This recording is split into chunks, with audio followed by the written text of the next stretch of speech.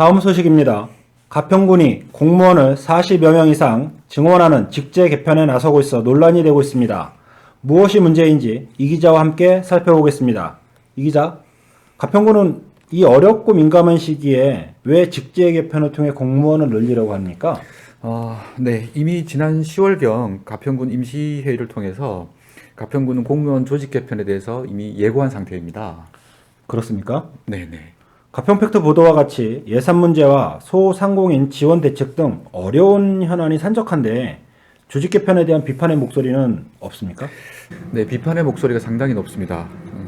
군은 코로나 사태로 촉발된 늘어나는 민원 처리를 위해서 불가피한 측면을 말하고 있습니다. 근데 국민들의 반응은 차갑습니다. 공무원 정원은 항상 뜨거운 감자일 수밖에 없는데요. 당장 급한 문제가 아니라는 인식이 대다수의 여론입니다. 시기적으로 지금 상당히 민감할 때잖아요. 조직 개편과 공무원 증원 이것을 올해 안에 꼭 처리해야 하는 겁니까? 내년 등으로 좀 미뤄서 시기적으로 적절할 때 해도 되지 않습니까? 네, 그렇습니다. 필요하다면 내년에도 할 수 있고요. 언제든지 할 수 있는 상황입니다. 그래서 현재 이 어려운 시국을 헤쳐나가는 것에 집중하고 내년 백신, 치료제, 이런 코로나 방역 상황에 맞추어서 유연하게 대처해도 늦지 않다는 것이 여러 관계자들의 의견입니다. 그렇군요. 그럼 가평군 의회는 어떻습니까? 의회 입장과 관련해서 어떤 반응이 있었습니까? 네, 가평군 의회의 공식 입장은 16일 본회의를 통해서 우리가 알 수 있을 것 같고요. 근데 현재 의회 또한 국민들의 어려움을 절실하게 공감하고 있는 상황이고 꼭 필요한 예산만을 통해서 고통을 분담한다는 입장이기 때문에 가평군의 재정 자립도가 경기도 도내 최하위이거든요. 그래서 이 무리한 사업과 또는 공무원 조직의 증원 이런 개편은 시기상조라는데 모든 의원님들의 공통된 의견으로 보이고 있습니다. 공통된 의견이라고요? 네네네. 그러면 조직 개편의 필요성 또는 당위성 그리고 또 시기적인 문제거든요. 네, 그렇습니다. 무엇보다 우선하여서는 그 우선순위의 문제가 될 것 같습니다. 가평군이 조직 개편을 통해서 조직 역량을 강화하고 부족한 인력을 보충해서 민원 처리를 원활하게 하겠다는 것에는 모두가 동감하는 부분일 것이고요. 그 당위성과 필요성에는 다 공감하는 것으로 그렇게 파악이 되고 있습니다. 그러나 그동안 국민들에게 가평군이 얼마나 신뢰를 받고 있는지, 적절한 예산 수립을 통해서 사업을 잘 진행해 왔는지 그 평가가 먼저 선행되어야 할 것으로 보입니다. 네. 그 한정되고 부족한 예산 속에서 살림살이를 더 세밀하게 살피고 그리고 살피고 난 후에 제반 여건을 충분히 고려한 다음에 그런 신뢰를 바탕으로 직제 개편을 내년 상반기 이후 시행해도 늦지 않을 것 같아요. 다른 지자체 중 조직 개편과 관련해서 이야기 있는 지자체가 있나요? 현재 경기도 저희 31개 시군 어떤 지자체도 이와 관련된 움직임은 전혀 없는 상황입니다.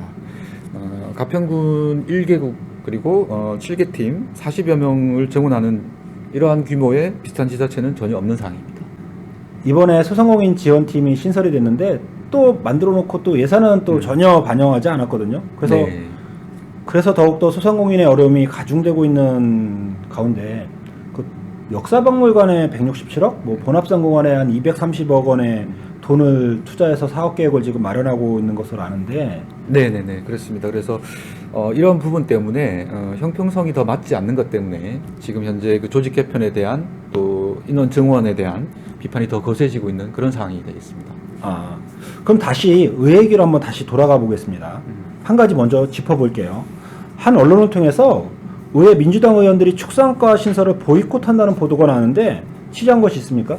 네, 저희가 취재를 했습니다. 그래서 취재한 바로는 사실이 아닌 것으로 파악되고 있습니다. 축산과만을 문제 삼는 것이 전혀 아니고요.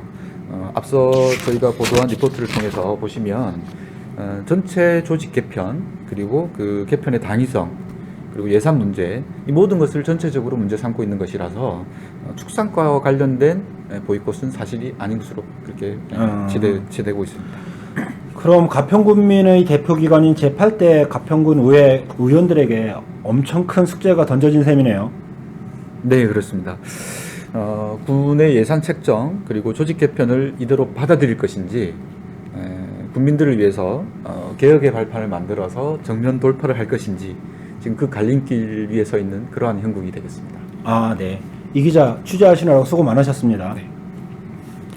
2020년을 마무리하고 2021년 새로운 한 해를 맞이하는 이때 대한민국과 가평군은 미래를 위한 중요한 기로에 서 있습니다.